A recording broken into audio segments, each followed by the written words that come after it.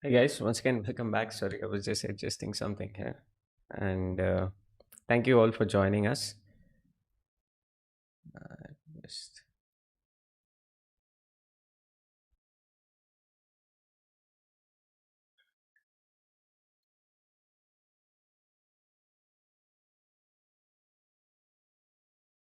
yeah, I think, yeah, we're good to go.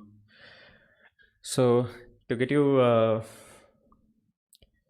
you all can hear me, right, guys? Yeah.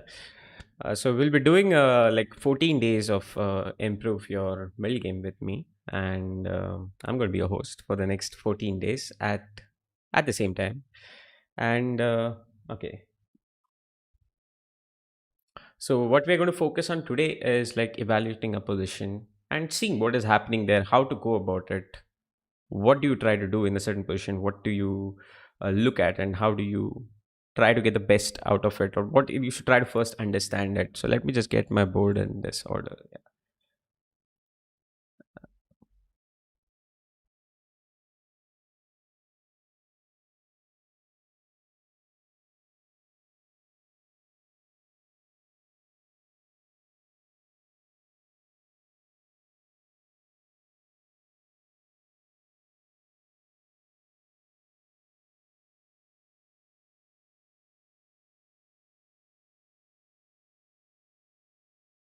Sorry about this, guys. This is some issue here. Let me just get this. Where is my board?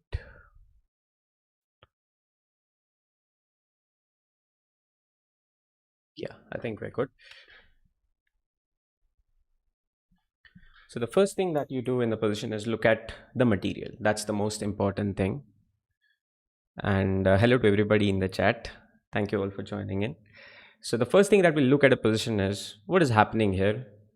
What is the material count? This is the most important thing that first people tend to forget about completely. Like sometimes when you're playing out, you've played out the opening, you've sacrificed a pawn or you've given something, you tend to misjudge the position because if you're a pawn down or you're some material down or you're material up, you'll play each and every position differently. So first thing, verify that I'm sure that most of you all will remember what your material count is, but verify what your material count is. See that you're not a pawn down or pawn up or a pawn piece down, etc.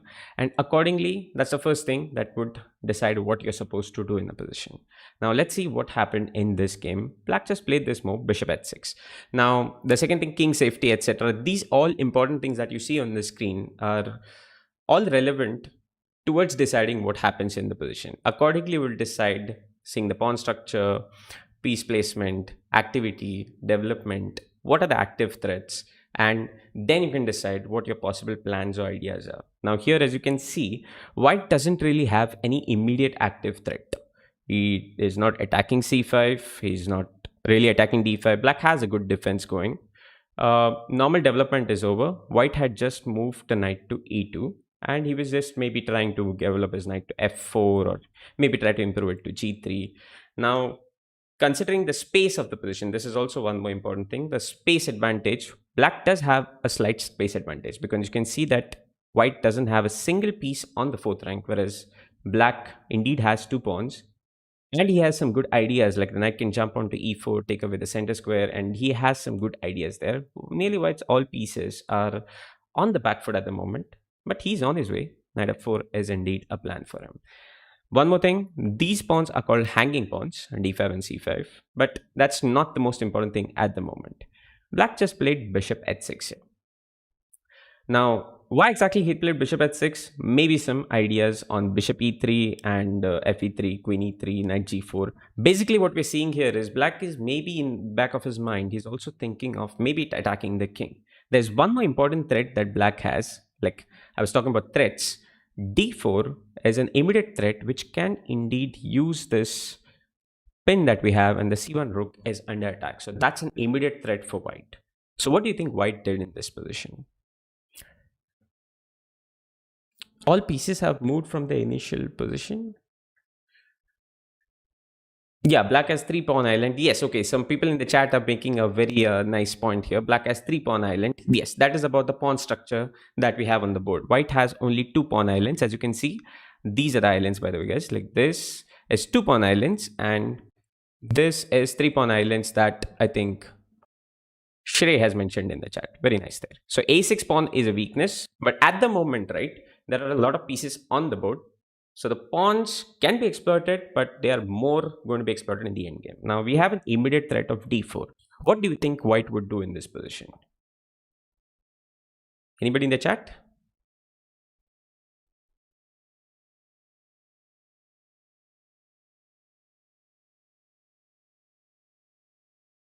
Well, okay, white actually played the move bishop a3. So one more important thing is white has two, three different ways he can take care of the threat. Like suppose he moves the rook to c2 and takes care of this idea. He does defend d4 temporarily, and this is called a passive defense. Whereas if you go with bishop a3, which he did in the game, this is called an active defense. Yes, rook c2 was indeed this, but it is a little awkward. Like, yes, knight bot, knight bot, you're right. It is indeed a little awkward. Bishop a3 was a nice way because now if you go d4, white can immediately snap that pawn, utilizing the spin. There's a threat that he controlled. If you go with rook c2, okay, let me just show you what else black can do. Black can try something like this, or maybe exploit the weak knight on f3, etc. He can do these things, but bishop a3 was played by white. Now black focused, he doesn't have d4 anymore, so he focused on the other idea that we had spoken about, the king safety. And taking that into account, he plays this nice move, knight g4. Now he has opened up a lot of attacking possibilities with knight into f2, bishop into e3, basically exploiting this king on g1. So if you just play something like h3 directly, maybe black plays knight into f2, king into f2, and something like queen into e3, and the king is going to come out for a walk here in the open. Not really ideal. For example, if you play bishop f4, you might as well get mated straight away on the e1 square here. This was black's idea. White saw it and he found a way to defend it, which is defend the e3 pawn itself with queen d3. But before we go into the moves, the first important thing is thread by thread, you have to try to verify each and everything that happens. Like knight g4 had an immediate threat of playing knight into f2 as well as knight into e3. If you did not really check that, you would play h3 and allow that to happen, just like we saw a moment ago. If let's say you had forgotten about d4 also as a threat, you would have in this position allowed d4 to come on the board by simply thinking that bishop e3 is one threat. I don't see anything happening. Let me do something myself. Like let's say I will try to play h3 to stop knight g4. If you had seen that only, then d4 would have come and probably created more problems. So first thing is material count, but after that, verify your opponent's threats and see whether your king is safe. Here we can see that the king is quite safe, but verify your active threats also. Now, going into the game, let's see what happened. Queen d3 was played by white to defend the e3 square. So he's taken care of anything to do with knight f2 and knight e3. And by the way, knight into e3, guys, would not be really great because after bishop takes e3, king h1, all you do is you give away two pieces for the rook. And in this case, the king is safe. Like, let's evaluate this again. The king is safe. White has bishop and knight for the rook. This bishop can be really dangerous because the dark squares, like the diagonal here, is pretty weak. So if you have to evaluate this position, you would definitely evaluate white to be better. If black has some immediate tactic, for example, let's say he had his knight on f6 and somehow he had some threats, active threats, which were really helping him, then maybe you could say that maybe black had some compensation. But right now he's knight on d7, bishop on b7, rook on c8, not really doing anything. And white's two bishop advantage and bishop and knight together are much stronger in this position. So now going back, that is definitely not going to work. So black thought about other possible things that he can do. Like clearly again d4, you would not that would not be possible because white can maybe capture knight into d4 also immediately. So that is not really going to work effectively here. Rook and two pawns, isn't it equal? No. Rook and two pawns depends if it's like, rook and two pawns against a bishop and knight is always better if it's in the end game. Only in the end game, like not in the middle game phases where there are a lot of pieces on the board. As you can see in that position here, which position was it? Here. You can see that there are so many pieces on the board, but imagine that there were less pieces on the board here and bishop and knight against rook and two pawns. The rook and two pawns can be a little bit of a problem. Like it can be quite strong in the end game, but not in the current stage here with so many pieces. So knight e5 was played by black because he's trying to target another weakness. Like he cannot really attack f2 immediately. So he's eliminating the main defender for the king. Knight on f3 is defending h2 as well as covering any ideas with queen f6 and knight on f2. One more way to go about in this position You see this pin. Sometimes you don't need to immediately go for active ideas only. You can also just build up on it. For example, I play queen f6. Do I have any active threat now? Does white have to take care of an active threat in the position? Or would you play something like h3 and try to get rid of this knight? What do you think, chat? Hello, Abhinay, and hello, Prathamesh. Good to see you.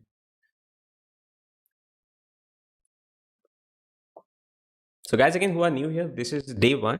This is just the start. We're going to go on for 14 days. So, same time, nearly every day. Openings we will do in a different session altogether, Prathamesh. We are planning out the middle game session for the next 14 days. After that, we'll do some end game sessions and then maybe we'll do again openings. So, we'll do this regularly. Don't worry. And thank you for joining us today. So d4 is a threat. Yes, indeed, Uttam. D4 is indeed a threat here. I hope the board is on the screen. Yeah, it's on the screen. Yeah, d4 is indeed a threat. That is one thing. Queen f6. But see, yeah, I could play d4 directly. Not really. So queen f6. Sorry, my bad. Let me just go back. Queen f6 moves the bishop out, like moves the queen out of this diagonal. So d4 is a threat. Very nice. That's one idea. There's one more idea which I've opened up in this position after queen f6. Like I just told you, the important points of attack are, let's say, the king at the moment. Let's say black thinks that it is the king that black wants to attack. So let's flip the board so it makes it easier. Black wants to attack the king. So queen f6 opens up one more possibility in this position besides d4. But d4 was very nice. You also open up the bishop towards the king side. So you can see the main focus for black is he's attacking the king. Anybody in the chat? Knight e5, exactly, knight e5 is another threat that is opened up because the f2 pawn is under attacks. Straight away x-ray on the f2 pawn here by queen f6. And also, knight is an important defender for the king and is defending h2 too, like this pawn here. So you take away both the defenders. So queen f6 would be another way to go about it. But black played knight e5 directly. Let's see how he went about it. Knight into e5, queen into e5. He's attacking h2 straight away. Clearly, you cannot really defend it with h3. So whenever, one more thing that people can improve for new and starting, like whenever you see a threat, I'm sure most of you all try to like see every move, what exactly your opponent is doing. This is something that is very important. Focus on your opponent's moves also. Don't only focus on your own ideas, because then you will forget that the h2 pawn is under attack and you will coolly go and play rook into c5 thinking I've won the pawn, and then suddenly get a heart attack after queen into h2 comes on the board and you get mated. So that is something which is common. Try to see what your opponent is doing. Don't assume that he will always be stupid enough to simply allow a free pawn to be captured on c5. So verify your opponent's ideas. h2 is under attack here, and also when you verify opponent's ideas, don't see only one way to defend it. You can try to see whether there are different ways to go about it. For example, now one way to defend h2 is to play h3, but unfortunately that doesn't take care of the main idea that black has, that is queen h2, which is a mate. So g3 indeed is one more way. G3 would have been possible here. White took care of it with knight g3. We'll see why he did knight g3 now, okay? Again, evaluating and understanding the position. When you play g3, white is weakening a lot on the king side. He has already, these pawns are already quite weak. The king is pretty vulnerable here. And now what is the most natural response to get more pieces into the game? What do you think black can do to get more pieces into the game?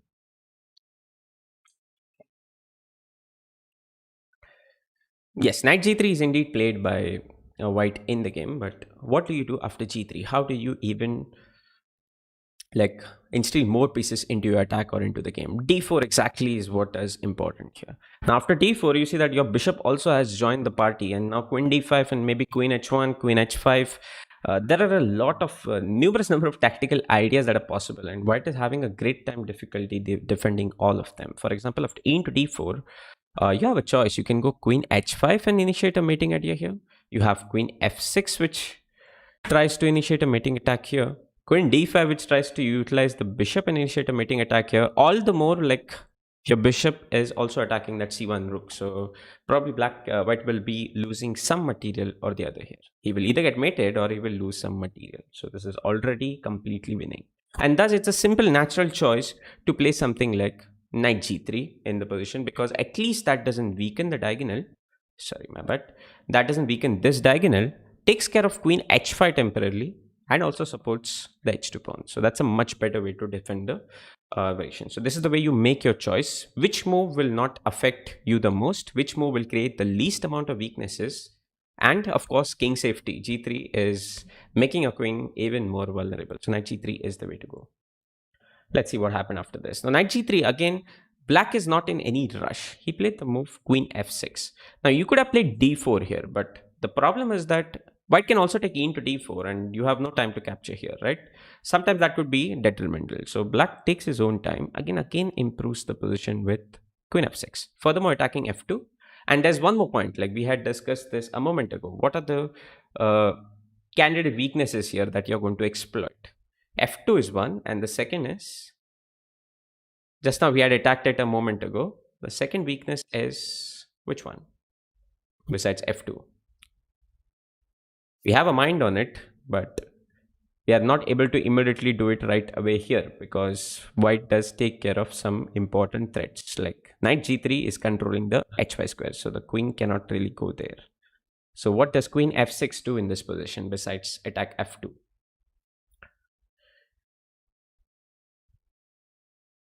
Yes, h2 is the point, but what is the point of queen f6? It is attacking f2, and it is also going to h4, which can further attack the h2 pawn. So this is the way white black is trying to improve even further and generate more problems for white here in this position. Yeah, somebody is asking me why not knight into f2 and bishop into e3.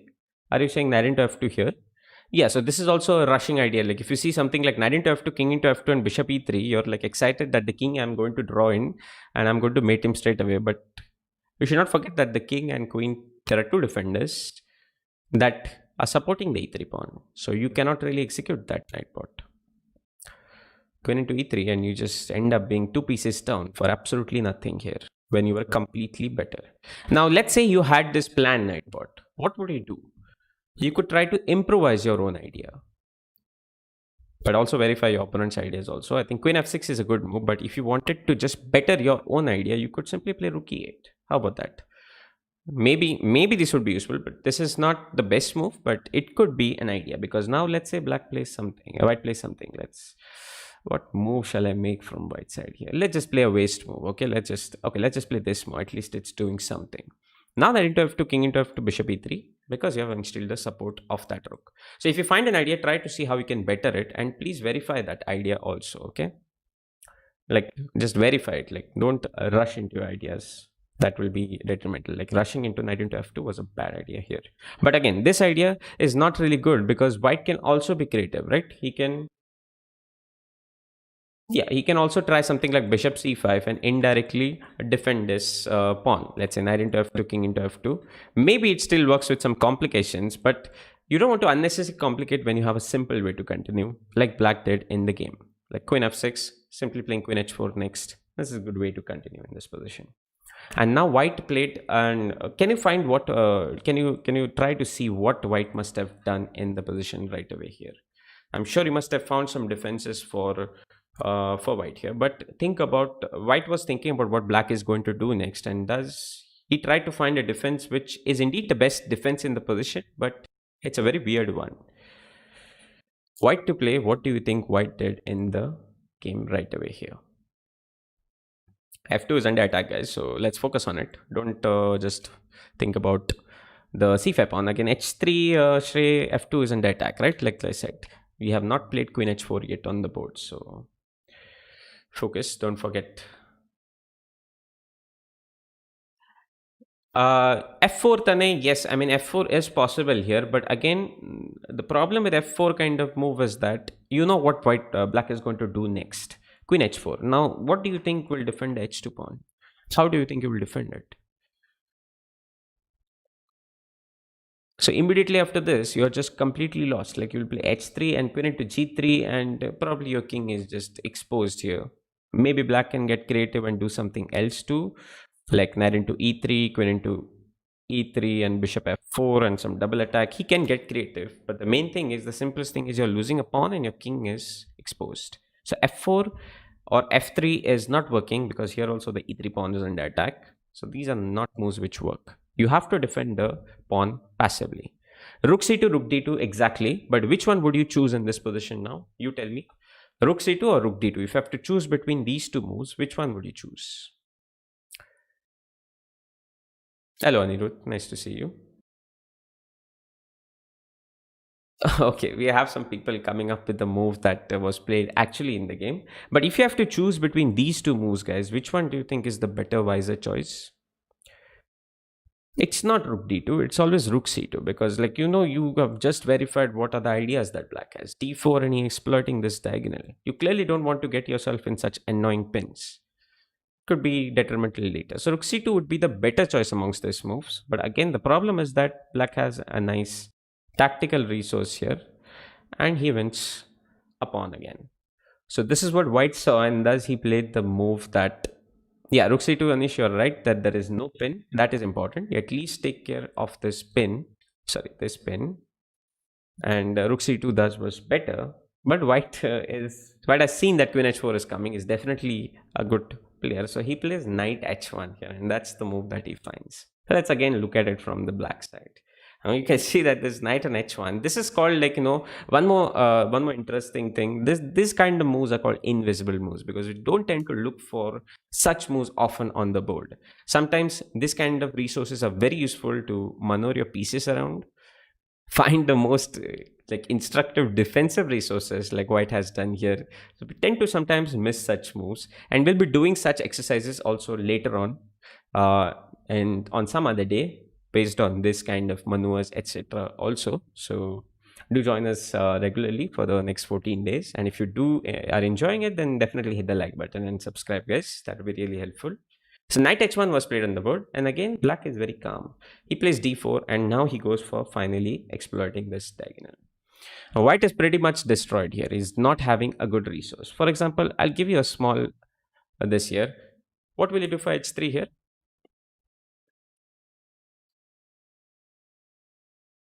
You guessed it right. Yes, Srikanth. What is a simple thing to do for h3 here? Yes, I am the first GM. Yes, Prathamesh. What do you do for h3 in this position?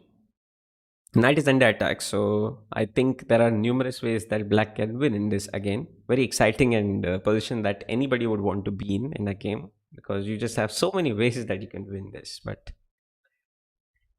Queen e5 is not a way to win, Anish. Like, if you said knight e5, I would be okay. Queen e5 is, oof. That's like, playing some online game and hoping that, your opponent has pre-moved something, and I will play queen into h2, queen h2, and mate your opponent straight away. Knight into f2 is one. There are just so many possibilities. So, guys, in the chat, I've already highlighted as d3, knight f2, knight e5, knight e3.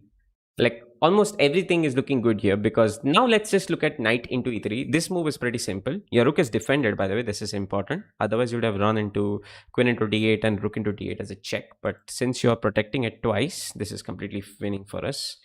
But just for instructive purposes, knight into f2 also is winning, guys. Knight into f2 and then d into e3 is a double attack, which is also winning. But let's just say for instructive purposes, let's just look at this position, bishop e3 and king h2 here.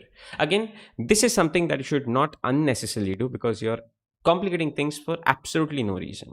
Very unnecessary. But here, since white's knight on h1 is badly placed, bishop on f1 is badly placed, your pawns are doing a good job of covering this, we would evaluate this position as slightly better for black. So in the previous like a few moves back, we had seen one position where somebody was asking me two pieces for the rook. Now for this, here is a good example where black, because of his placement of pieces, his pieces are very actively placed. Queen on f6, the king is very vulnerable. The king safety, your bishops are just eyeing straight away the king, and white's pieces are not really doing a very good job of being helpful. Like bishop on a3 is not in the game at the moment other than attacking c5, and black can be very like creative with his approach also. He doesn't need to only go and capture on c1. He can even just try to, let's remove this arrows, let's say bring the rook into the game.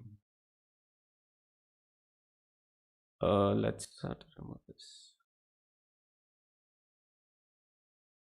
Yeah, so bring the rook into the game, etc.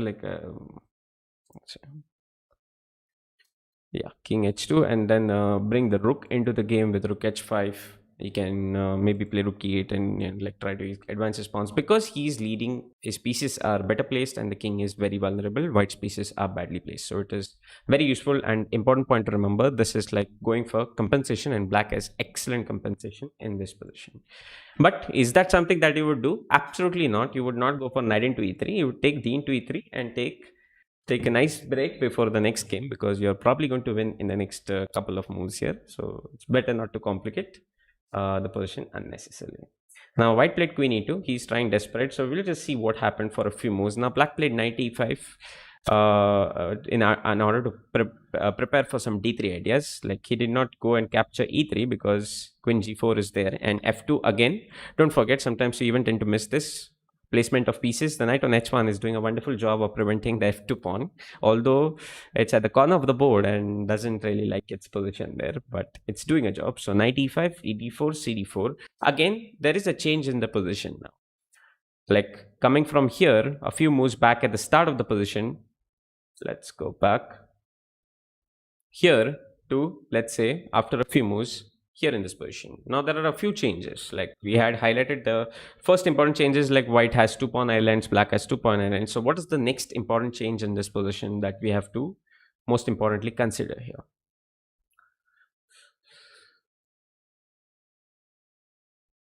Uh, Thank you, Shreyash, and thank you, Nihal. Like a bigger of a chess player, like I don't understand your this Milan, like bigger of chess player. Like I didn't understand your point, but okay.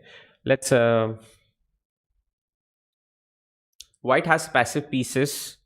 Absolutely correct. The pieces are not very well placed.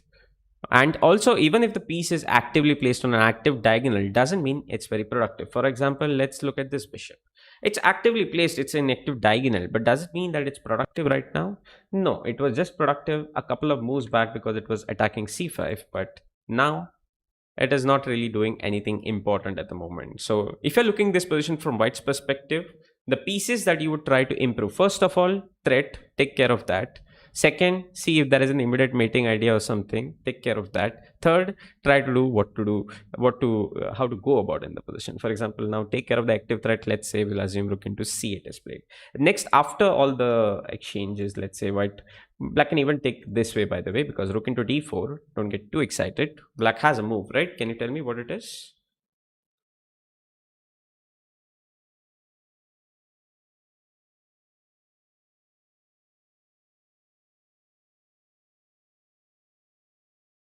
Yes, pass pawn over a d4 is an excellent point. We do have a pass pawn on d4, which is going to be very useful and important for us.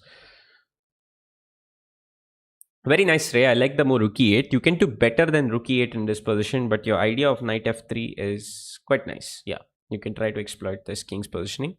But yes, there's knight f3, Prathamesh, knight f3 immediately is even better because you have a nice tactical resource with queen d4 and you're winning the exchange. But let's see if you're looking at it from white's perspective. White will try to improve his this bishop and this knight first. That's the most important priority for him because his pieces are badly placed, and this pass pawn will soon become an annoying factor for black to deal with. So the d pawn is going to roll. These pieces are going to not be as helpful. It's not really ideal position for white to be in the moment at the moment. Now coming to one more thing, like somebody asked me rook into c5 in this position, right? So rook into c5 leads to a nice, slightly deeper tactical resource that we have. At least I can see with rook into c5, bishop into c5, and we can just push d3. Now you cannot really move the queen here because, again, I'm sure everybody in the chat is aware of it. Knight f3, and you can win this.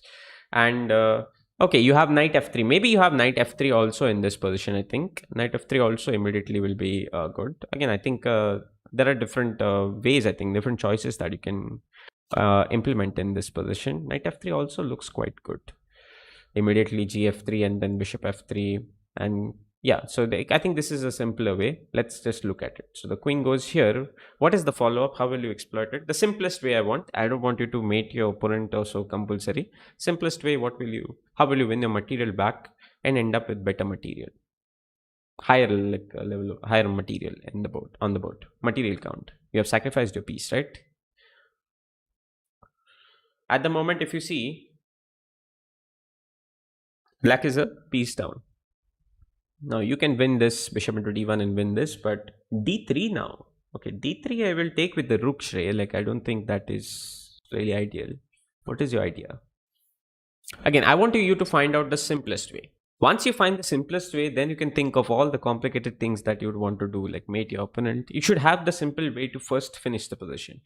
I have this, I can enter this variation. This is the way you have to think. I have this move, I am winning my material back, I'm ending up material up, I can enter. Then you can think of becoming creative and try to mate your opponent straight away. Thank you, Sagar. Bishop d1, d3. Okay, bishop d1 and queen g5. Exactly. Denzel is correct and Prathamesh is correct. Queen g5 or bishop d1 and queen g5. Both move orders are good enough. And then queen c5, you win the piece back. So right now the material is your exchange up. You're not a pawn up, but you're an exchange up. That's good enough for us to simply win this game from here on. Like, somehow you'll be able to convert it. After that, you can get creative with your ideas. Like, maybe queen g5, maybe get a rook in. You can think of this, but I think the safest thing to do would be capture bishop into d1 and queen g5. Also this, let's say some people must be very curious what to do after this, df2, and then get the rook into the game, etc., which also is probably winning for black, but this is later. You can give it a thought and see if it is better or so. But first thing, simplest way, that's the best thing to do, and then you can go for such complications, etc. Now I think the other way I was showing is d3, and we don't really need to see it, but the idea was, one more idea was rook d5. It's complicated, so I think we don't really need it. Let's say the bishop cannot go here because we are exploiting the spin, and if the bishop goes here, we have this tactical resource with rook g5 and then queen into f3. Now this is a little deep, but queen h1 mate is pretty much unstoppable, and this is what you do after you see that simple resource and you're able to get your win. Then you can go for such complicated ones and try to finish your opponent immediately. Once again, if you have time on the clock, otherwise no need to do this. You can check this out at home later, whether you could do this or not. Anyways, let's go back. In the game, he played e4, cd4, and let's say how he converted. He played bishop into c8 though, in the game, because he wanted to maybe use this d-pawn with the support of the rook, and also maybe he felt like bishop g4 would be a good way to get that bishop in, again creating other possibilities. But played rook e1, d3, queen d1, and then bishop g4. And after this, it was just very simple, because if the queen moves like it did, d2 came on the board, and black is just simply queening, and immediately that is going to at least win some material, or probably win the game. Like, suppose rook d1, you know that you can play bishop into d1 and finish things off. Then you can get creative and see whether you can do something better. I'm sure there'll be a number of things that you can do better in this position, but again, it's not needed, but I can show you one. For example, now queen into f3 also, surprisingly, the rook has to move by force because there is no way you can defend it. And after that, I should get my queen. The other way, I can take here and play bishop f3. Once again, no way that white can stop d1. So you're simply winning, getting the queen, and then you will get the exchange, which should be winning. But first thing, bishop d1 is there. I am good to go in this variation. Then you can think of all the creative things that you would want to do. Anyways, let's move on to the next game. Now let's look at this from white side.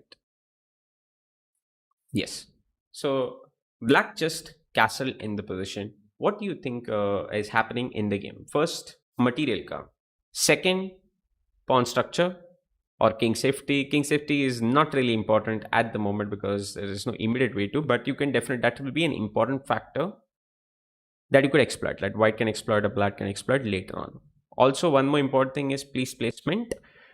Imbalances, like previously in the previous position, we saw that white had 2 pawn islands, black had 3 pawn islands, black had hanging pawns. These are the kind of things also which are important to be looked at. Now here, do you see any imbalances? Very nice way. We have a bishop pair to play with.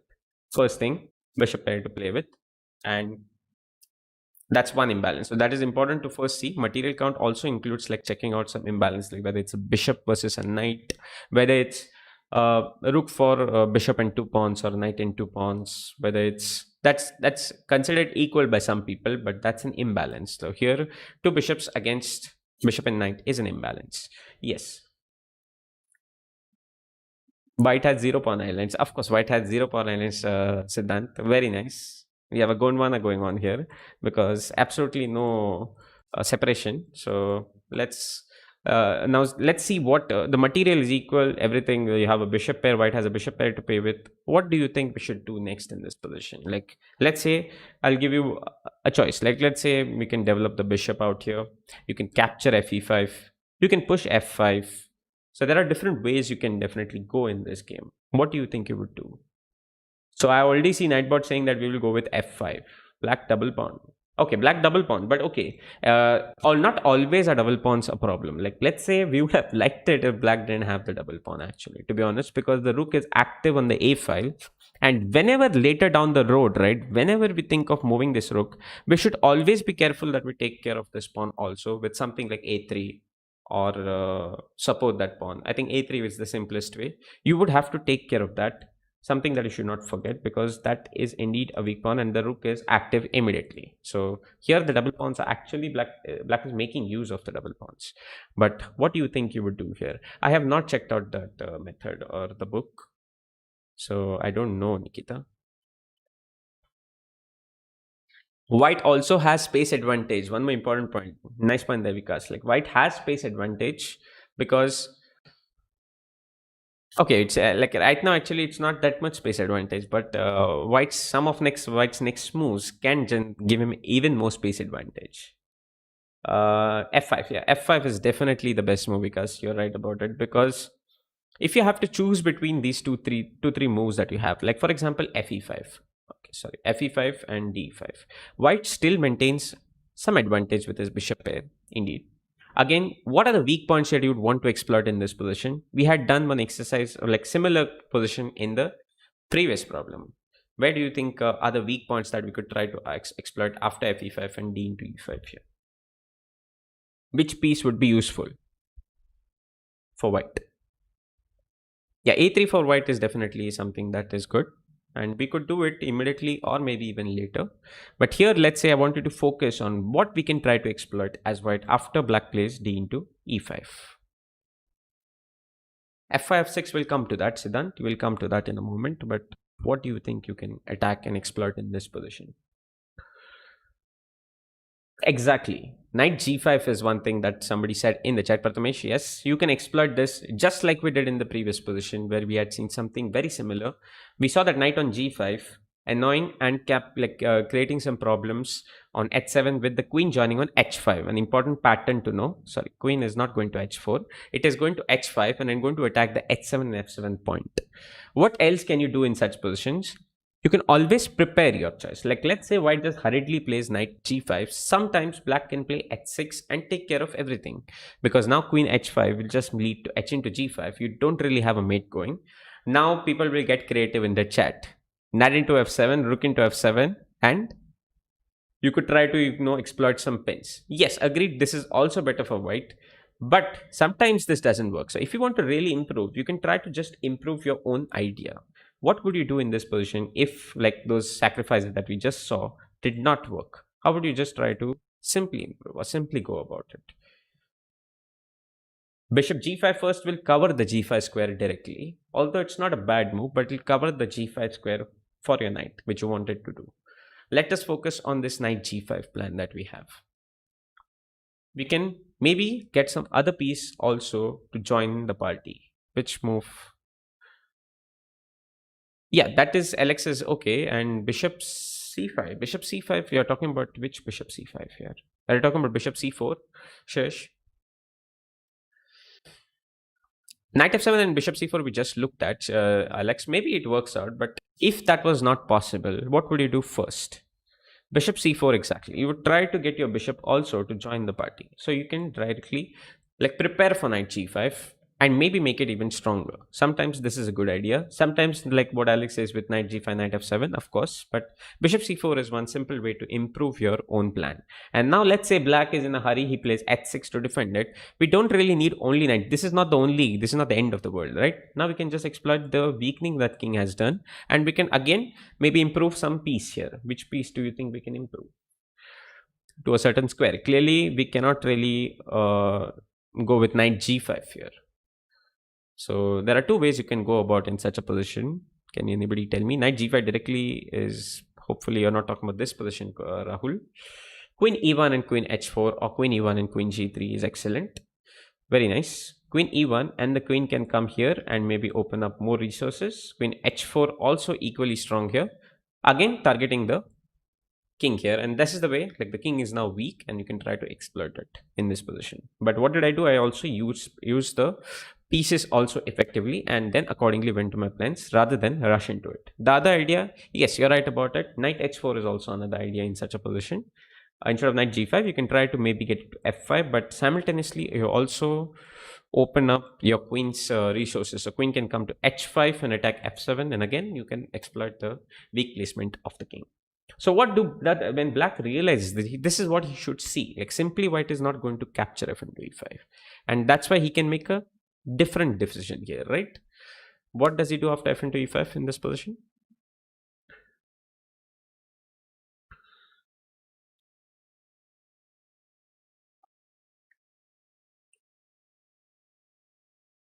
Most definitely he should deny the capture of the pawn with something like d5, right?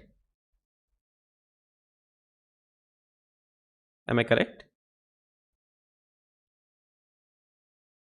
I think we should get a little creative and like give away a pawn and try for something more, right? Absolutely not. Let's just simply capture knight into e5 and keep it simple. Let's get rid of this knight on f3. That's the most annoying piece there. This is going to be really annoying here. So suddenly after f into e5, knight into e5, two pieces can immediately go off the board, and suddenly white doesn't really have as much resources for the attacking ideas that he had on f7 and h7, because we don't have the knight, neither do we have the bishop. So suddenly black is okay now in this position. So this is what is important. If you had seen this, then you would automatically play knight into e5 in this position, because you know what is more important. The attack on that square with knight g5, knight f7, you know the resources. Judge it properly. Knight into e5 is what you would capture. Eliminate the most active pieces which are going to be annoying there. So f5 is a better way to continue. Let's see what happened in the game. Black played f6. What do we do here in this position?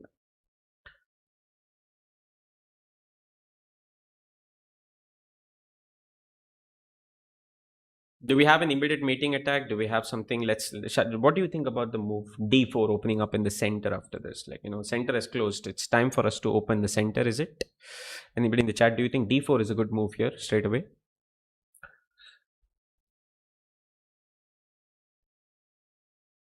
Prathamesh, persistence. Like, you have to just keep practicing regularly. Um, Solve tactics, join my stream. It'll automatically come through, Prathamesh. Okay, that was a joke, but definitely you have to practice on a regular basis, solve tactics.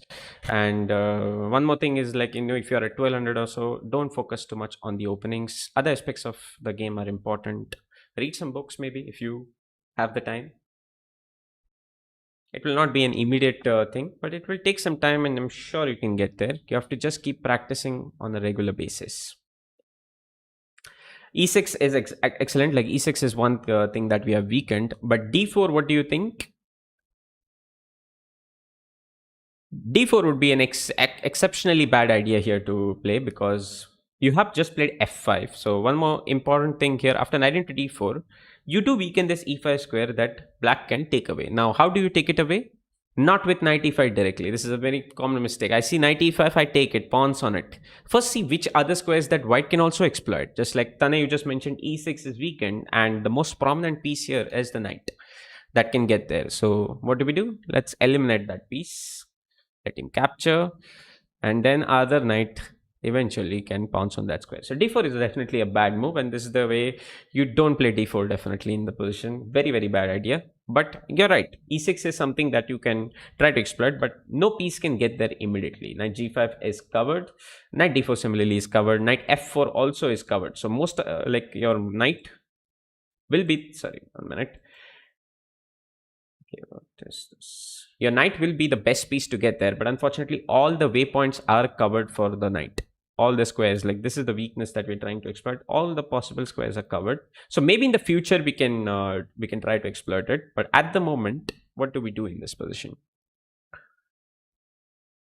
We are definitely not prepared for huge commitments. Well, it has helped my streams. I felt. Is it okay? That's nice. I'll be streaming for next 14 days, so you can definitely join.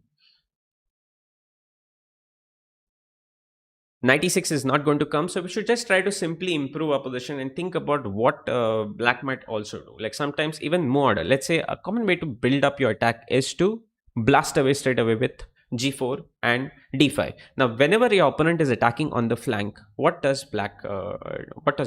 should you try to do in this position? Just think about it, look at it from black's perspective. What are the things that black will try to do in this position if you're attacking on the wing?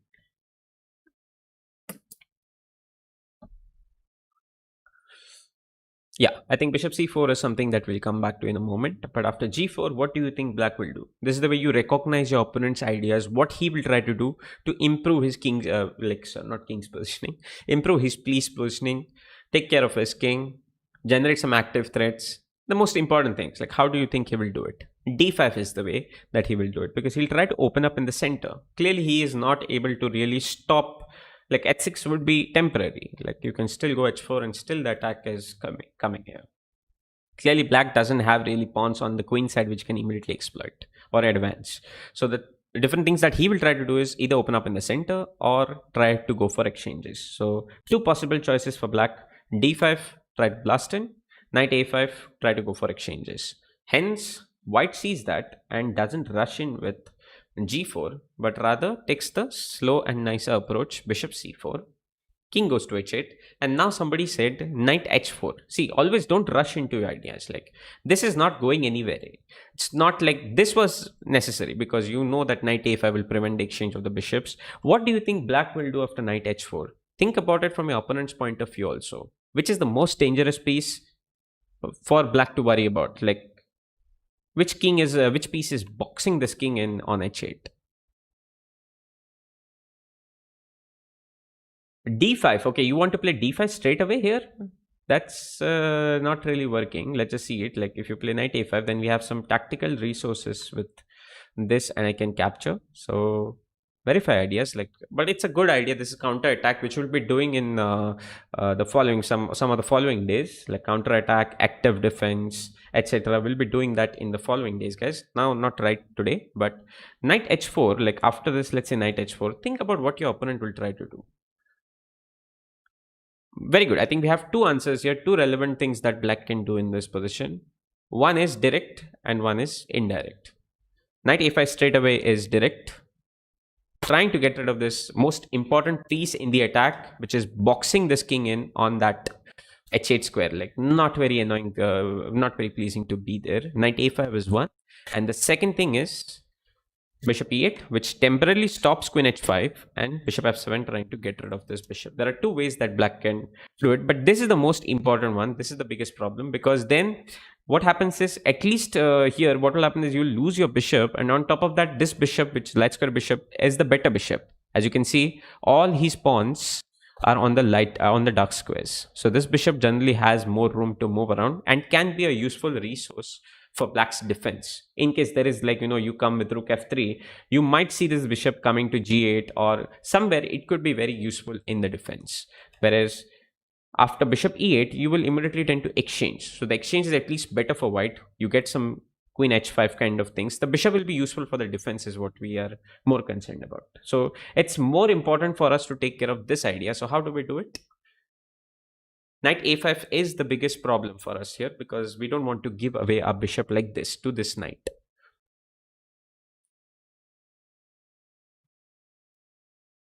What do we do, chat?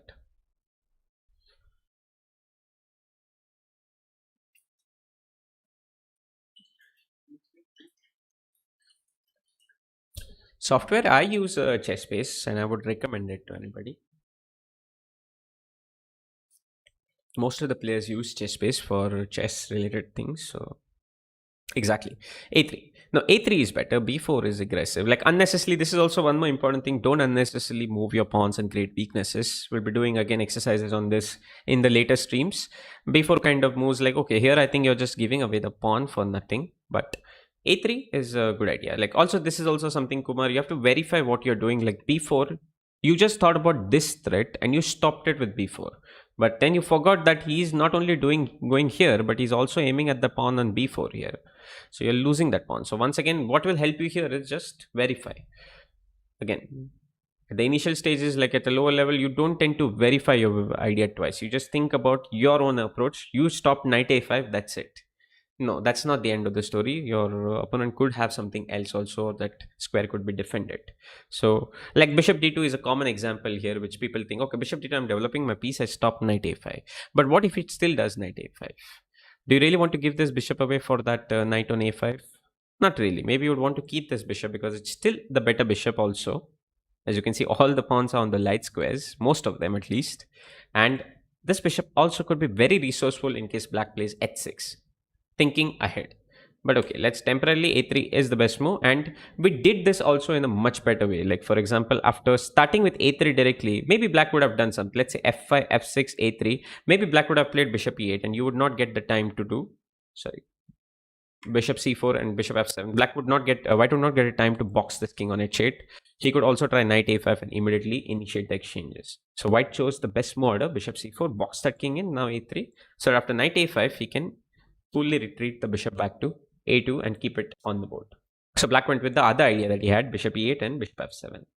Now here we will just see what white did in the game. He just played bishop e6. Do you see any reason for white to play bishop e6 in this position? Any possible reason? Like he could have just continued with his plan, because we see that bishop f7 is the idea, right, for black. Why do you think he played bishop e6 in this position? Any possible reason?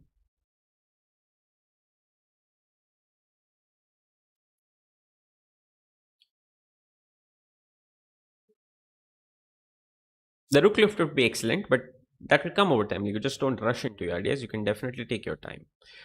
We'll see this beautiful game by this game is by Capablanca. Let's see how he played it out. But do you think any reasoning for us to play bishop e6 in this position?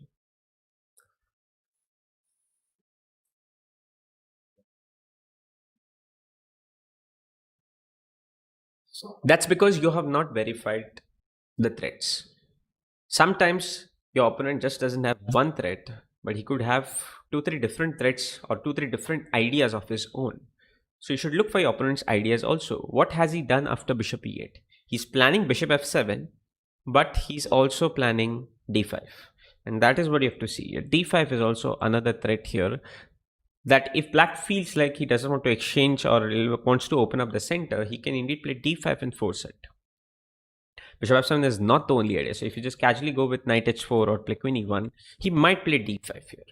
White saw that and thus played bishop e6, so that d5 now his bishop is outside that zone, so he doesn't have to worry about the immediate attack on that bishop, and thus bishop e6. So now black played bishop h5. We'll see a few moves just like this. Now, okay, if you're going to see it like step by step, right? Any players who are starting new, you should try to verify again each and every threat of your opponent. For example, after bishop h5, try to see what threat he has. Immediately you'll find out what it is and you will take care of it, and try to find, then you can try to first see the threat, then you can see how to take care of it in a much better way. Or let's say you can try to find out different ways to take care of it and then see which one is the best way to take care of it. For example, if bishop h5, the immediate threat is definitely not very evident, but the queen is underpinned, like Shay says. So probably based on that, what do you think is the threat here?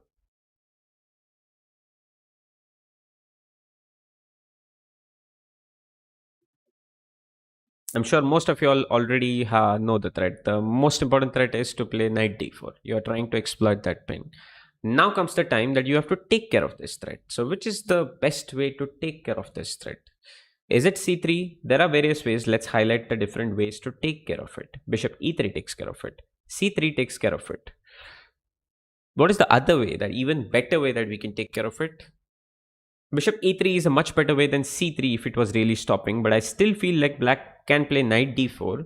You would have to give up your bishop, and you're giving up this e5 square for his knight to come into. Maybe not the best idea in this position. C3 is the most simplest way to take care of it.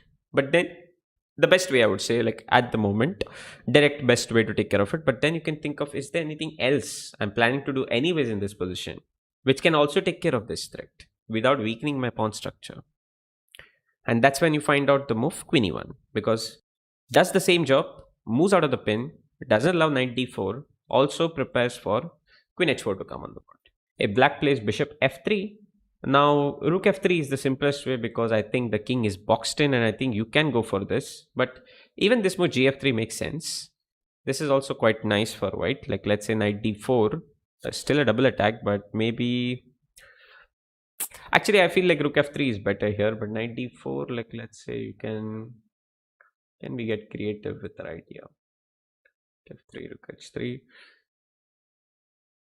Maybe we'll have to retreat the bishop back actually. That's why I think rook f3 is nice. Knight d4 and then maybe rook h3, because if he takes knight into c2, this is a tactical resource that we have. What is the best move?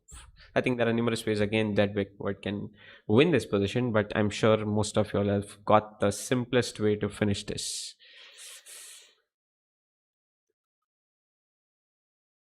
Queen h4 is definitely the simplest way to finish it, but maybe you can do something even faster.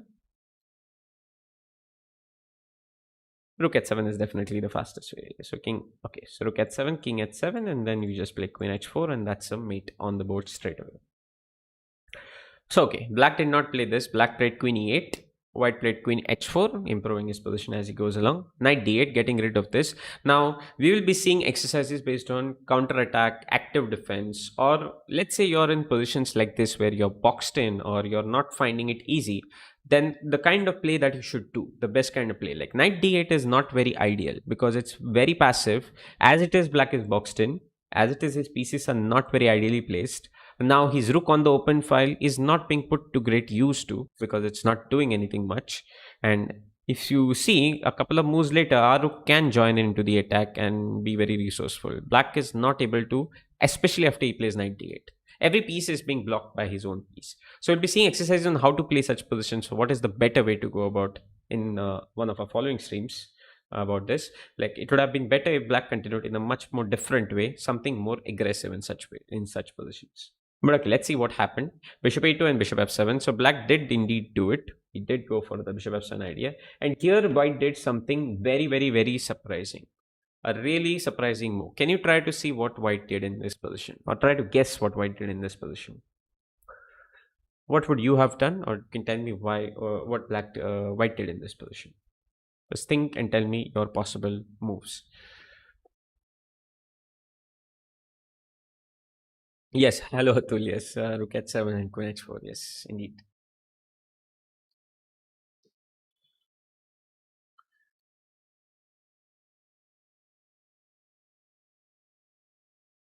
Feel free to suggest any ideas. If you have something more creative, you can let me know. Like I'm sure people will be looking at something very much like. Okay, we have one suggestion here. Maybe somebody is looking at bishop h6 here. I'm sure somebody in the chat must have thought of bishop h6, right? Isn't it? Knight g5, exactly. I knew it. People will be looking at this. When I say weird, they look for knight g5. Exactly. Nice one, Shreya. See, this knight g5 move is not weird because it's a tactic. You're looking for tactic. Weird are something like, knight h1, which we saw in the previous game. Remember? The knight went to h1 and did a fabulous job of defending f2. Here also, white did something very crazy. Bishop g5 is not what he did because, see, one more thing is like, if you're playing bishop g5, you're planning bishop f6 and some exciting something exciting there with bishop f6 and sacrifice. Same goes for bishop h6. Okay, you're trying to go and open up and just mate your opponent immediately, but the problem is that in such variations is that you have to verify whether fg5 also you're able to really win or not. It's still very complicated, but we can see that let's stop here because okay, it's getting very complicated. Maybe white can win, maybe not, we don't know for sure. But what if black does the other thing and just defends, just plays knight g8? because then what will happen is you will have to retreat your bishop back, because now he can possibly take there. You cannot just keep that bishop going there. For example, like now he's able to get his defenses in order. So if he denies that sacrifice, what will he do in that situation? Absolutely nothing. Same goes for bishop h6. These kind of moves are like, it would be good if you had a pawn on h6 or black plays g5. That's okay. Here you don't need to do it immediately because it will not work. Now coming to the surprising move, it's a nice surprising positional move. Not bishop b1, Denzel. You said bishop b1, I saw. It's not bishop b1 that he did. Because again, what is black trying to do? Finally, he's stuck. What should he do? He'll be playing d5 and trying to open up the position, right? So bishop b1 doesn't really help our cause immediately in this position. So white played this move c4. Now this is very surprising because you don't want to make your own bishop bad like this. But then again comes like, black's placement of pieces, black space advantage. What are black's main problems? What are black's main ideas to improve? His main ideas to improve are to play d5, which c4 takes care of. And secondly, like you just saw this knight go to d8, the bishop on f7. You see that black is struggling here in this piece coordination or piece movement of like flow of pieces.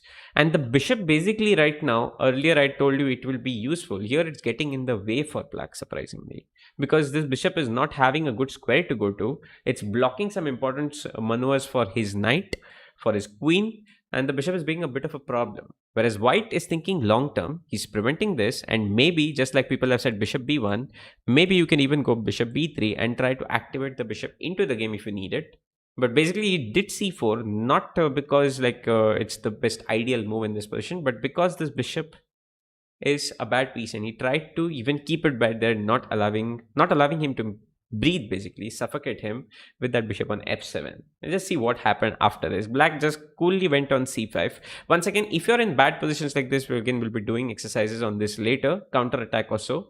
Don't always try to just block out and force, because lock down the position, because see, c5 locks down the position. But black should have probably gone for something more aggressive. White is anyways planning this. It's not like the position is completely locked out.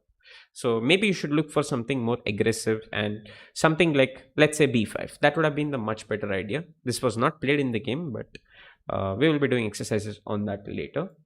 c5, g4, knight g8. Just let's watch it as an instructive exercise. This b5. Finally, black did it, but black wasted a lot of time in doing it. So white just continued g5, fg5, knight g5, knight f6.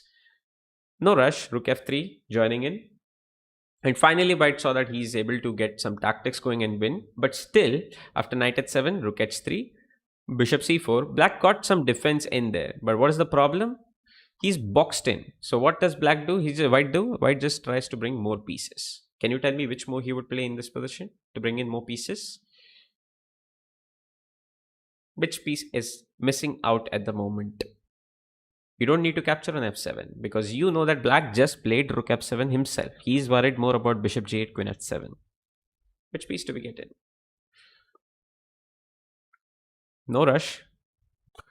c6. Yes, all those are possible. This black did not probably give the best defense. c6, d5 was also possible, knight but yes, but that is what we'll do, those exercises in one of our following streams, how to play with counterplay or active defense. King h1 is the move, right? You can get your rook and again get it to the party here, and you're getting more and more pieces. Black is basically struggling. He's not having anything immediate, so he played b5. Finally, that rook, dear rook, joined into the game with rook a7, but not for attack but for defense, unfortunately. White just played rook g1, bishop g5. Again, no need to worry, bishop d5, queen h7 is coming here. So black is just boxed in here. He tried his best, and look at Capablanca, and this is the brilliancy. Like when you're having such a position, right, no need to rush. Every piece is nearly boxed in. What white does, he thinks about the future. Like what if I enter a position where I might need a pawn endgame which is winning. He plays b3 here because let's say every piece is off the board, suddenly a4 and I'm faster, I'm queening first. He's thinking of the long term. So this is also an important thing which at the lower level we tend to miss, because we tend to forget that okay, we have to also think about long term. Most of you will be look for something immediately with bishop f6, rook g6, queen g3. That's not the only thing, because you know that black is boxed in. That is the first thing. You count the material, see what black is going to do. Immediate threats. His king safety is completely vulnerable. Piece placement is worse. And Based on that, our plan's ideas can reflect. Like, let's say he's about to just move his king to g8 and get out of there. Of course, you have to go for something immediate like bishop f6. You clearly don't have time for what Capablanca did in the game with b3. But if he's boxed in, he's not able to move anything. He's stuck there. You can take your own time to do something even better. So b3 was played, and he made it look very easy because black just played queen f8 and surprisingly still not able to move anything. White is calmly pushing a4 and maybe ready to even just queen the pawn before black does anything. No need to rush. No rush. This is not puzzle rush. And Capablanca definitely wasn't aware of anything like puzzle rush because he's playing it so calmly. A5. He's not even concerned about this rook moving, this knight. He's least concerned.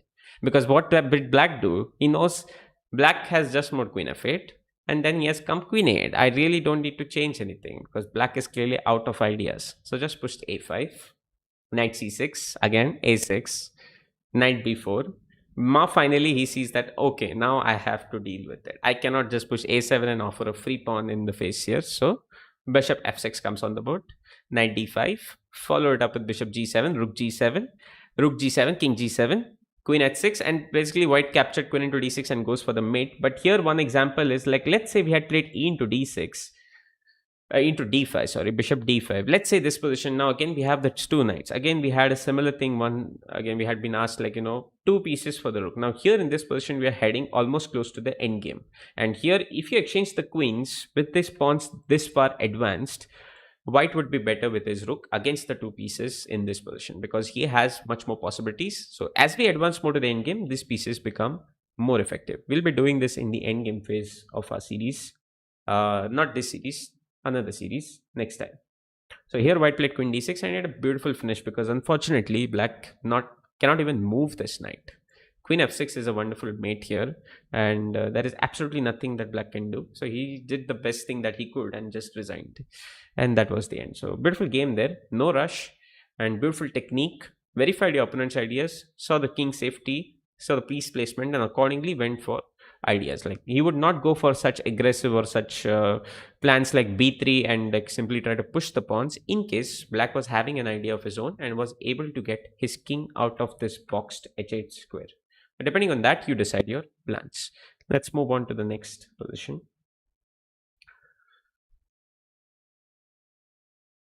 Here. Now let's just give me a small exercise. Like what would you do in this position as white? Figure out the material, figure out your piece placement, who is having space, etc. And then you can think about king safety, etc. Like what is the development, which pieces are good, which pieces are bad, whether we should go for some exchanges, whether we should push some pawns, or do we have something better. Figure out which is the most important thing in this, and tell me what would you do as white in this position.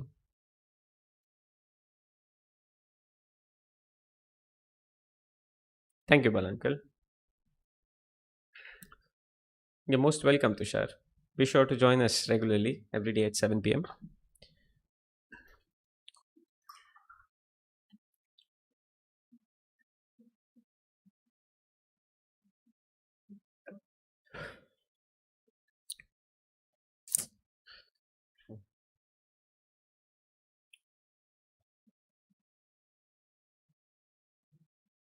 So everybody is really keen on playing knight f3. Nobody has countered material. Nothing is important, is it? Knight f3 is important. Knight f3, and I want to push. Like nobody is thinking of pushing c4. Vikas is indeed thinking of pushing c4 here. Okay, so Vikas, like first thing, would you really want to push c4 in this position? Is the c3 pawn under attack? I'm sure everybody is looking for some like nice tactical finish here, which is ideal. I agree. It's definitely working. And the most important factor from the points that I've mentioned here, let's say the 6 points that I've put on the screen, which one is the most important? It's definitely not material count. So which one is the most relevant one here?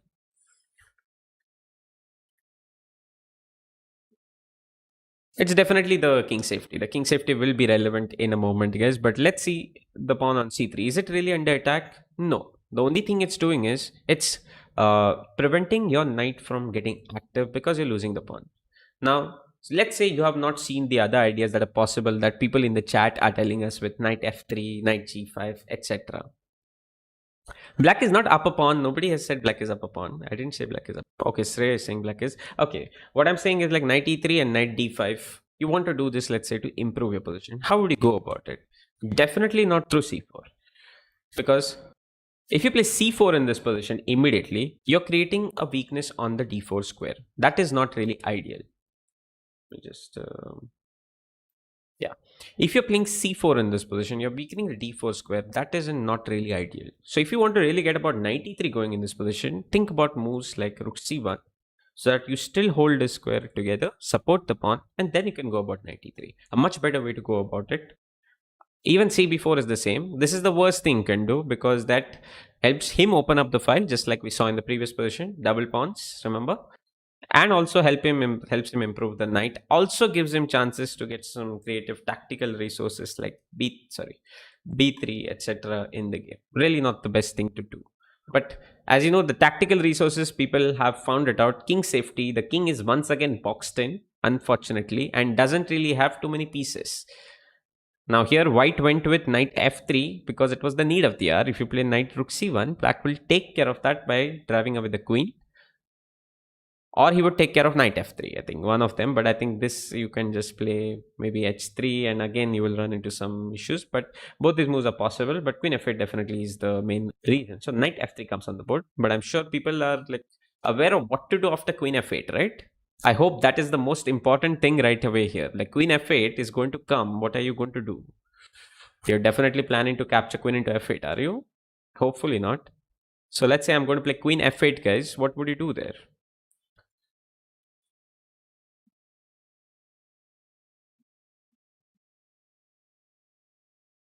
Once again, guys, if you are enjoying the stream, then definitely hit the like button and subscribe to our channel. And if you have any suggestions, comment section down below, and you can join us on Discord and send us in the right chat, appropriate chat channels too. So we are looking forward to your suggestions and ideas. Queen h4 is indeed still better and still possible, but maybe you can do slightly better. And I'm sure the chat has got it. Knight g5 is the move because you're planning queen h7, queen into h6, and then knight f7 is a mate immediately here. So that was the thing. You're mainly exploiting the king safety here. The other pieces did not really matter too much because when you see material count, the most second important thing is king safety. And next, I think you will check out the active threats that are happening on the board. For example, now knight f3 would not be played in the position where your queen is already under attack. Or let's make it a complicated one. Knight f3 will not be played in position when your queen is about to be trapped here on h6. You would only do it because you have the time and you've figured out the nice tactical resource that is available here. Same goes for queen f6, knight g5. Again, people must have figured this out here. Again, definitely don't rush and play rook into f7, forgetting that your queen is under attack. Common mistake I see in pre-moves in online games. So take it easy. Queen f7 and rook f7. You have a mate immediately on h7. You have made a mate similarly, very nice. And this is also called one of the mating patterns that is available. And very nice. People have also executed this in the game, which is really nice to hear. Let's move on to the next one, guys. Okay, so now we'll see something a little bit different. And here, let's see how the game went along. Now, this is a game by Nimzovic against Alpin. I'm sure maybe somebody in the chat will be playing Alpin opening in Sicilian. But let's see. Queen into d5. Openings are not the most important, guys, though. That is also one more thing. Bishop e3. C into d4. Let's just see how the game went for a few moves, okay? Knight into d4. Now, what are the active threats that white has in the position? Does he have any serious active threat? Like normally as black, let's me flip the board. What would you have done in this position? Are you worried about something in this? Think and let me know what you would do as white in this, as black in this position.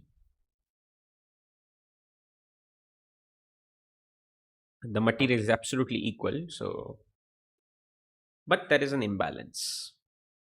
As you can see, there are 4 against 3, and let's do it like this. But okay, it's not a big thing. Like, and here we have 3 versus 2. So that is a little bit of a pawn imbalance here. Pawn structure is slightly varied. Is there any active threat or something immediate that worries you a little bit in this position from white side? Like knight g5 is not possible. Okay, you're talking about the previous game. Okay, previous game. Sorry. Queen a5 check. Now, why would you play a6 here, knight board? Like, are you really worried about something about with like with a6? So Jennifer is not really worried about anything. She's going coolly with bishop c5. So there is one thing that black is a little worried about is the move knight b5. Now a6 is not the only way to defend it. There were other ways possible. Like some people said queen a5. Some other ideas are like bishop b4, and you can actively again defend. Maybe you can take care of this idea and also develop your piece, which black could have executed, but black went for the move a6 because knight b5 is actually annoying. Let's say you go bishop e7 and knight b5. Imagine this comes on the board. Knight c7 is a serious threat. Let's say you capture queen into d1, rook into d1. 1 second, this is a serious threat. Let's say you do here and defend it. 1 second after knight d6, either you keep your king in the center or you give up your bishop pair. And now, if you see the imbalance that you have on the board is actually favoring white because there's a bishop pair on the board. Your knight is out of the game here. Rook is not into the game. And let's say black finally, his sigh of relief after castling here, he's still finding it difficult to go about development because the bishop is not able to come in here. Still, development is difficult. And that's why this is not really ideal. So black played black played a6 to stop knight b5 there, first on taking care of anything. But is there something that you would have done better? Bishop b4 is one idea that I showed you. Bishop d7, exactly, I was looking for this move. Bishop d7 is also another thing that you should consider. You should look for a way to defend an active threat if you can develop a piece also. For example, bishop b7. Now this defends the threat, but also this defends the threat, but also develops a piece which is even better than just defending it just with a6 with a pawn move. Now let's see how this game went. Okay, white played bishop e2. Now you can see we have already achieved a lead in development. Piece activity, piece placement, piece activity, development. Black's placement of pieces, the worst thing ever. The queen is right in the center, and white's pieces, you have 3 pieces on the board which are already developed, and you're already planning for bishop f3. So this is the problem for black now because he is struggling. Now black here also again got even more greedy because he saw a pawn straight away hanging here on g2. Coolly he goes and captures that pawn. White just plays bishop f3 and queen g6. Now how would you evaluate this position? What do you think has happened? There is an imbalance. Black has won a pawn, white is leading in development. Sometimes one is better than the other, sometimes the other is better, like sometimes it's vice versa, like the other way around. What do you think is the evaluation here? I want you to tell me what do you think, who is better and why.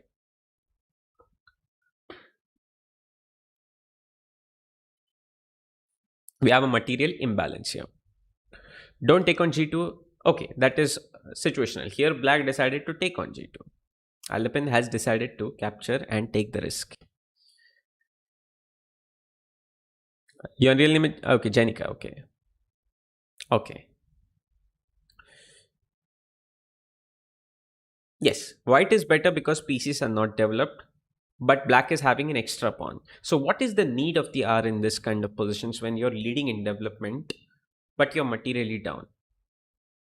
What is going to be black's main idea in such a position? Can you tell me in the chat? Black's main idea will be to try to complete development as fast as possible. He should try to complete development as fast as possible. If I was black, I would have not captured here on g2 at all, because I told you I would have played bishop d7 here if I was black, because first of all I prefer developing pieces over the pawn. Secondly, here in this position with 3 pieces out aiming straight, my king being completely in the center and weak pieces are undeveloped straight away, I am not really happy about taking my queen for a joyride here right in the opening. So not something that I would do. But if black manages to get his pieces out immediately and just castle, then probably he'll be okay because the extra pawn could count. So black will try to exchange pieces or get development going, and white will try to use that development to his advantage. This game got over in the next 7-8 moves. What would you do as white in this position? Where would you focus? What is the next plan that we should do in this? Queen d2 and castle is exactly correct, Nightbot. You're right about it. Because right now we cannot castle here. And one important mistake that we see at the lower level is just because the queen is out for a joyride, you try to keep attacking it and try to trap it immediately. A very big mistake. You don't need to do that because the queen will somehow escape, verify it where it's escaping, and also think about where it came from. Let's say it has come from g2. What if it goes back to g2 itself? Sometimes people only think of where it can go in the future, like queen f6. Then they see, okay, I'll get rook g1 and I will play bishop g5, and then I see mate on d8. No, see where it has come back from also. If you play queen g2, again probably the best move is to retreat the bishop back to f3. So that is a big mistake. Don't try to chase that queen. Focus on what you could do better. Queen d2 is away because now you cannot castle here, but you can definitely castle on the queen side and do the same thing which you were trying to do with bishop g5, but utilizing a a1 rook. So queen d2 played on the board, and look at black here. Now again, what would you want to do as black? You would want to go for development, but black is extremely fearless here. He is pushing his pawns and his queen together and exposing his king further. This is an open invitation for us. White to play. What would you do as white here in this position?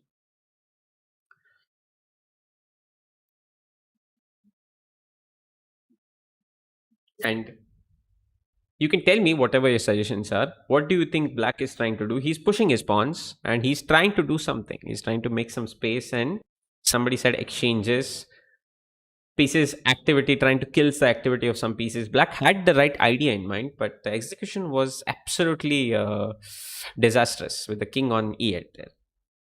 So what do you think black does in this position? Sorry, white does in this position. White can play knight b3, which maybe black expected. Maybe, I don't know. But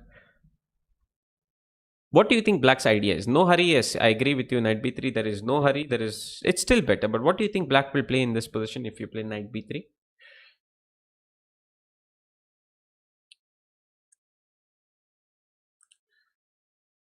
No, he didn't win exactly in that way. We will come to that. The game is over in 5-6 moves, I think. So it's not too long.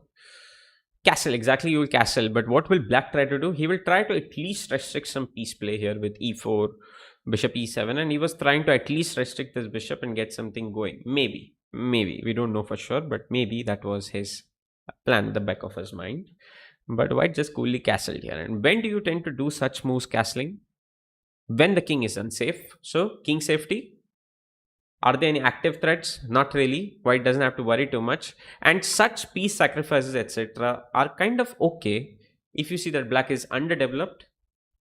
Black's king is right there in the center for like giving you an open invitation, and all your pieces are together able to join the attack in harmony. For example, after ed4, let's just say you can take queen d4 on this, but you can always do better, like white played bishop into d4. Okay, we'll take a pause here and see that all of white pieces are together in the harmony, able to do number of different things, and black is just not having the pieces in the right place here to defend everything at once. Like the different ideas now. Let's say rook e1 is one which I just highlighted for you. Bishop b7 is not an active idea, it's a blunder, but it's a threat that we have so that this bishop is going to have some difficulties to develop. Bishop g7, queen d8. I'm sure the chat is like looking at these different ideas that we have on the board. Which idea should you look at from black's point of view that is going to be the most like worrisome for you? It is not really working here, but you should be knowing or you should be aware of it. I'm sure, like, I'll just show you the idea. Like, queen at 6 is one thing. Like, let's say queen is going to exchange. This is the thing that black should look for, but it's definitely not working here as we know that we are just winning in exchange. Should be good enough to win. But you should not tend to miss that. For example, imagine his bishop was on e7 by chance. Imagine the bishop was on e7 by chance. Suddenly bishop g5 and black is okay here in this position. So you have to also look at your opponent's active threats. What are his defenses? Don't really consider him to be stupid and going to miss anything here. Try to see what he's doing and accordingly you can do. But the main thing why I sacrifice the piece, the king is weak. Piece activity is horrible and your pieces are able to join together in a harmony. Very important point. So knight c6 and we'll see the beautiful mate that is going to come with bishop f6. Queen into f6. Can you follow it up and show me, tell me guys, like what do you think you will continue with here? What is the mating continuation? Can you tell me? The game is going to be over in the next three moves. So let's solve a small tactical access exercise here right away.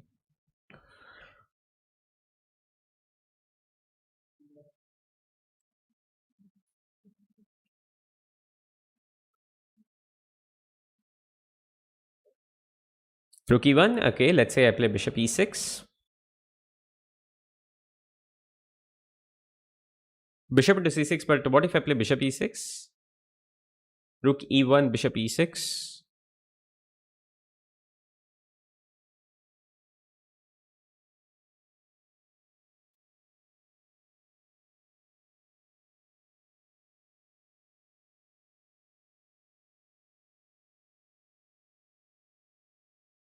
Yes, bishop c6, pc6 is good enough because that's definitely the best, probably the best thing to do in this position.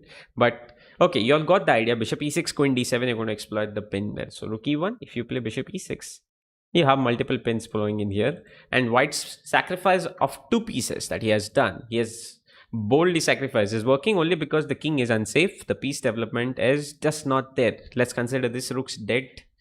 They're out of the game. And this was because black went for the pawn very early in the game.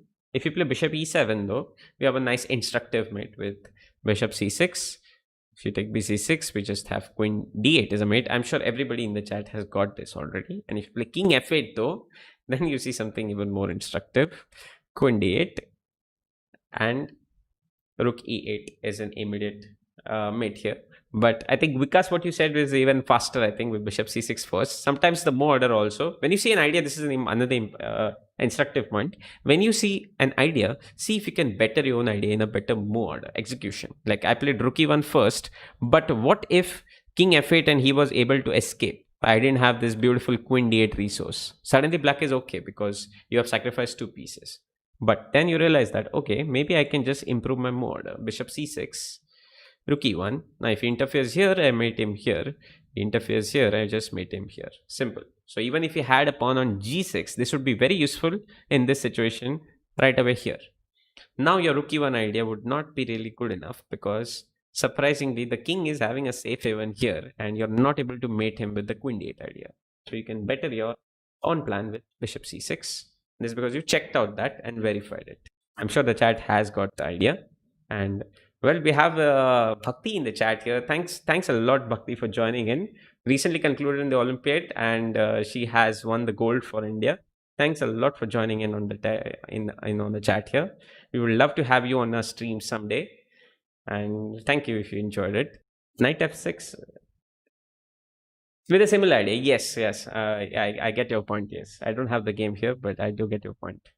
Yes, a lot of instructive games from the classics and all the strong players. Even me, if I tell you, like even Bhakti must have done this. We have studied a lot of classical games, not just playing online all the time. You can definitely, I think, Nandi will make her a mod. And definitely not playing games all the time online. This is also one thing you have to improve. Don't focus on playing too much bullet games and play online. Try to improve your chess by reading some classical games, seeing some games, watch the top games that are happening at the moment. A lot of games happen on a regular basis. Even when you see this top play, some of them they play online. You can spectate the games and try to guess the moves. That is also a good way to try to improve. So, thanks a lot, Bhakti. You can try to improve your chess, and yes, I mean Bhakti probably has done the same, and thus today she has played in the Olympiad. So I'm sure some of you are definitely hoping that you'll be playing in the Olympiad soon. So this is the way you would try to do it. Try to improve, and I think. We'll do one last thing here and just see which one to do.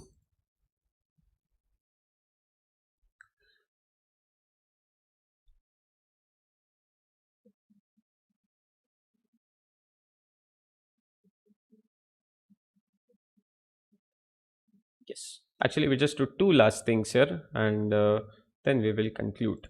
So let's just go next. Yes. So in this game, I'll just show you the moves that happen for the next couple of things. Okay. D into c5, B into c5, knight c3, and t6. Now, white played this move, bishop g5 in the position. Do you think there is a reason for him to do bishop g5? Like, If he plays h6, do you think white is wanting to give away the bishop on f6 and give away his dark square bishop? Any particular reason do you think he will do this on the board?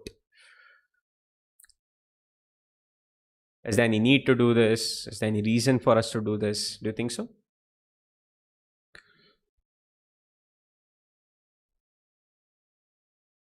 But why do you think he plays bishop g5? And this is where active threats, king safety also is a part maybe of this. Maybe a small hint for you people.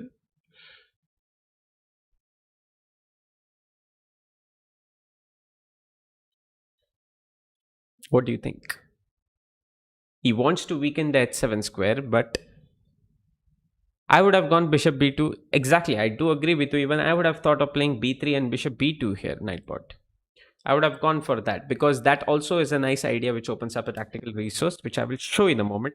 But what does bishop g5 do here? It also opens up something immediately. And if you're black here, you should try to take care of it. What do you think black should do in this position?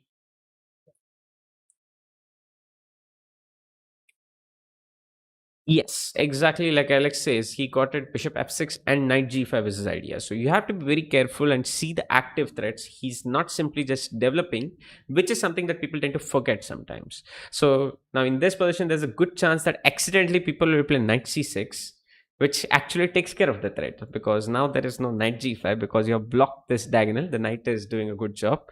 But if you did not, a common tendency is to just drive this bishop away, thinking long term, bishop pair is what I get. That's very nice. Ideal bishop pair. But then you forget that knight g5 and you're losing the bishop pair also and you're losing the exchange. How about that? Well, yes, you're right about provoking the weakness. Bishop g5 also sometimes is played to provoke weakness. In this situation, h6 is not really a weakness, I would say, because if the bishop comes back somewhere, I don't think we can really exploit this weakness on h6, let's say. It's definitely something that is played sometimes, though. But here it was mainly because of the active threat of knight g5. Now, white, like again, let's say he plays rook c1. Again, the queen b3, the b3 idea was also instructive. I'll just show you what the plan is. It's based on the same kind of principle. Like, let's say the knight comes here. And here, sometimes white plays a nice tactical resource and idea that he follows up by using the same things. Knight g5 doesn't really do anything immediately. It's not really attacking h7. But then there's a hidden idea that white has up his mind. He knows that f6 knight, if I eliminate it, I will be winning. So what do you think he does after, let's say, black plays h6 here, guys?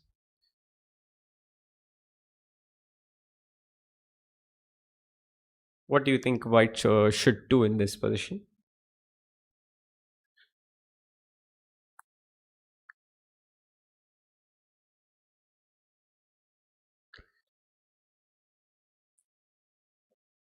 You should also, right, like not rush into yours. Like, you're getting all the resources and ideas, right? Just take a step back, take a breather and verify which one is better. Exactly. Like, there is knight d5 and there is knight b5. Which one is the one you will choose knight bot here? Will you choose knight d5 over knight g5? Knight b5, sorry. Knight d5 over knight b5? No, because you just rushed in. Your knight d5 is not really working here because after taking, he will take at g5. He will snap that knight and suddenly he's piece up. You have not got anything in this position. So knight b5 is important. You just drive that. You're attacking the queen anyways. This way, you're not even sacrificing the material. Now take on f6. So you're still not going to mate him immediately, but you're most likely going to win some material or at least his king safety.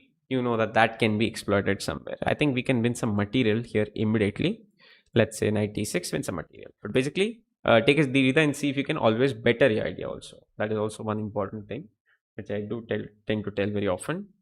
Don't rush. See if you can better it. For example, now this idea I had in mind, but there is a problem with this idea. Black can do knight d4 and he can stop me from doing it and he can use his knight in the way, which is annoying, right? I'll have to move my queen and I don't have this like plan that I wanted a moment ago with knight b5 and bishop f6. So what will I do? I will think about that, verify my opponent's threat and then go for knight b5 first. Now I'll go for knight g5. Now he doesn't have this knight d4 plan, or at least it works out better for me. I can take and win a pawn. This is what you could try to improve in the game. Figure out what your opponent's ideas are. Also, don't only focus on your own.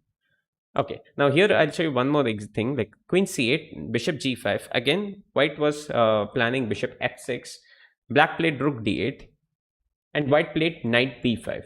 What would you do in this position? What is white's most important idea here now? How would you take care of it? White is simply not playing knight b5 here. Yes, definitely has something up his sleeve. So what is it that he's thinking of? Thank you, Clinton, once again. Thank you for joining in.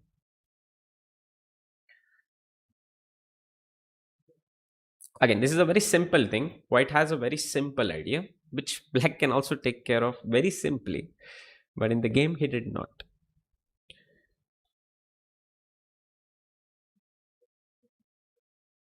What is the simple threat that we have here as white?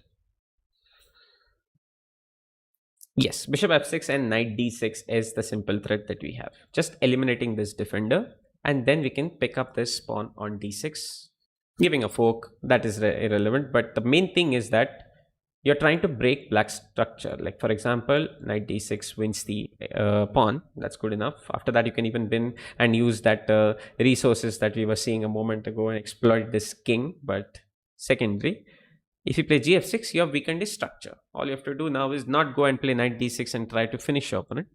Come back, take a step back, breather, again start your improvement in another direction. Now you're going to play positionally towards a better position. Of course, if your opponent plays not queen c6, okay, if your opponent makes a mistake in tactical resource, you can always exploit it, but then you can play slowly into another direction. We'll be doing this kind of positions also in a later stages of some other day, not today. But what could white have done if black could have done better in this? If he had to stop this, there is only one way he can like actually take care of this idea. Bishop f6 and knight d6, that's the main problem for him, right? The d6 pawn is a weakness. There is only one way you can do it in this.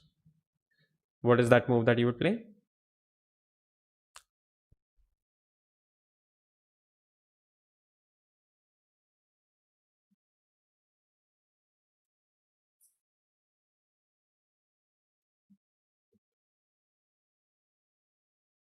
Any ideas, guys?